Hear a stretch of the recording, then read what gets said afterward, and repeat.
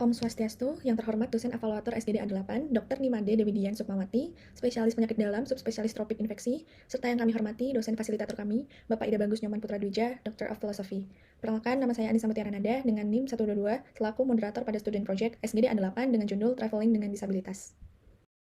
Berikut merupakan anggota dari SDD A8 dan selanjutnya akan dilanjutkan oleh rekan saya. Terima kasih. Baik, sebelum perkenalkan, nama saya Putri Sylvia Salim dengan 3 digit nama kira 04. Di sini saya untuk memaparkan mengenai latar belakang.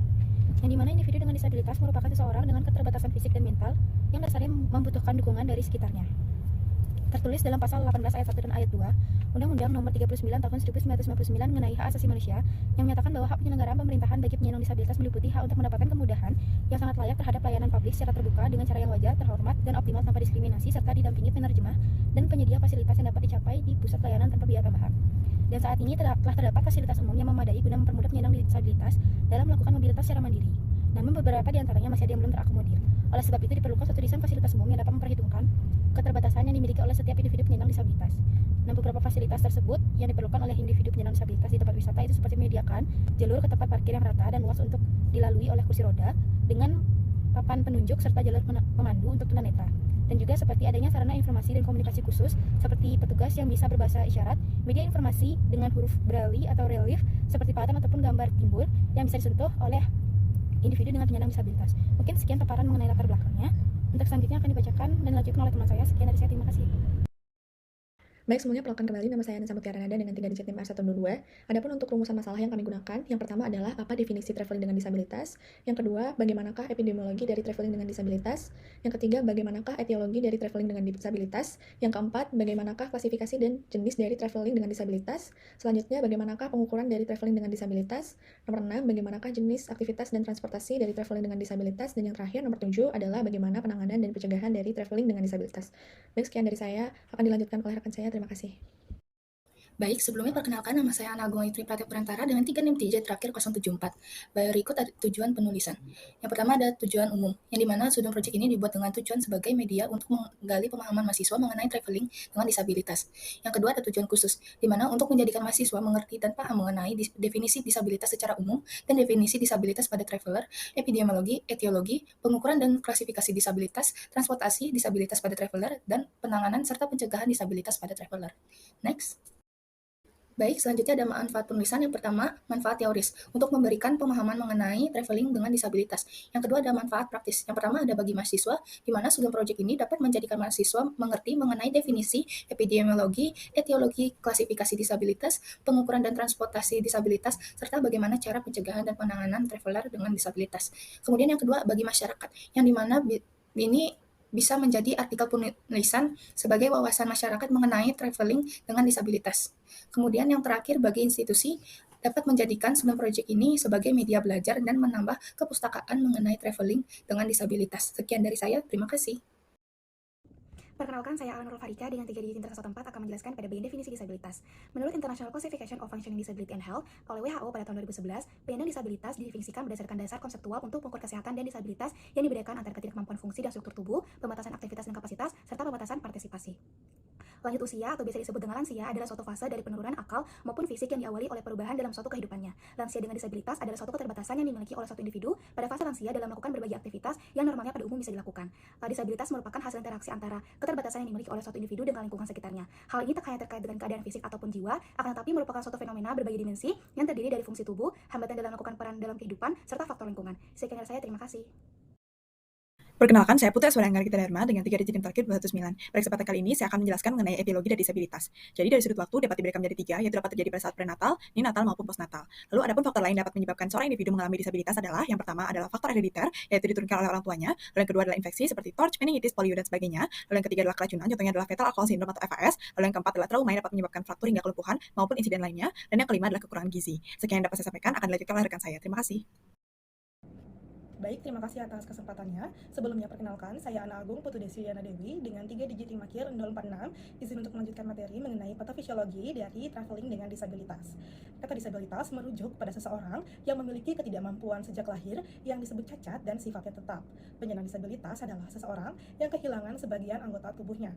Menentukan seseorang dapat dikategorikan disabilitas berdasarkan jenis-jenis dari penyandang disabilitas, yakni disabilitas fisik dan disabilitas mental.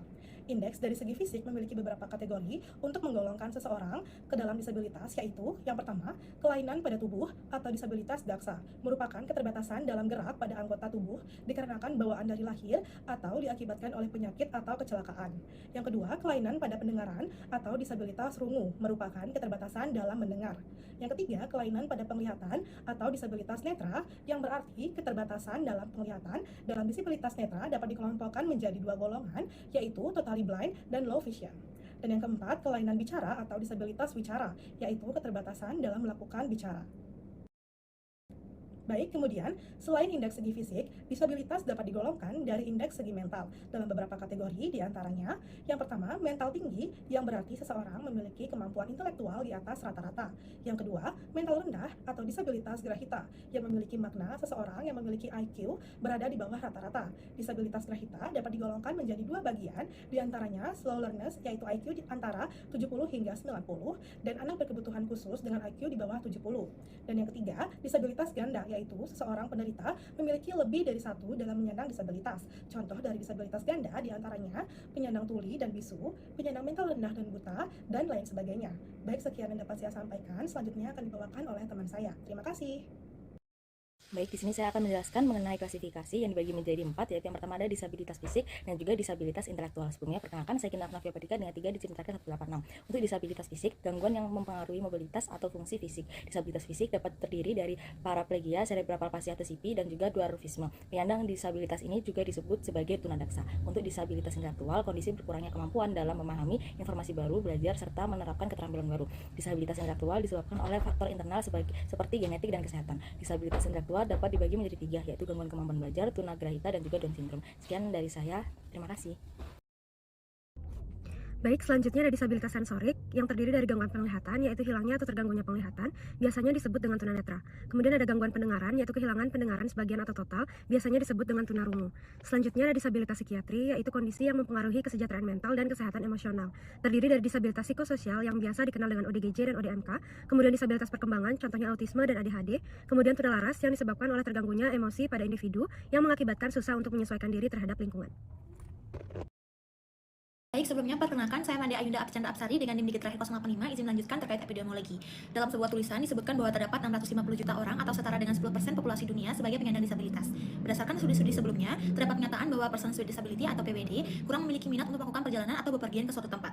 Pernyataan tersebut didukung juga dengan adanya data yang disampaikan oleh WHO bahwa PWD yang melakukan perjalanan memiliki angka yang cukup bervariasi.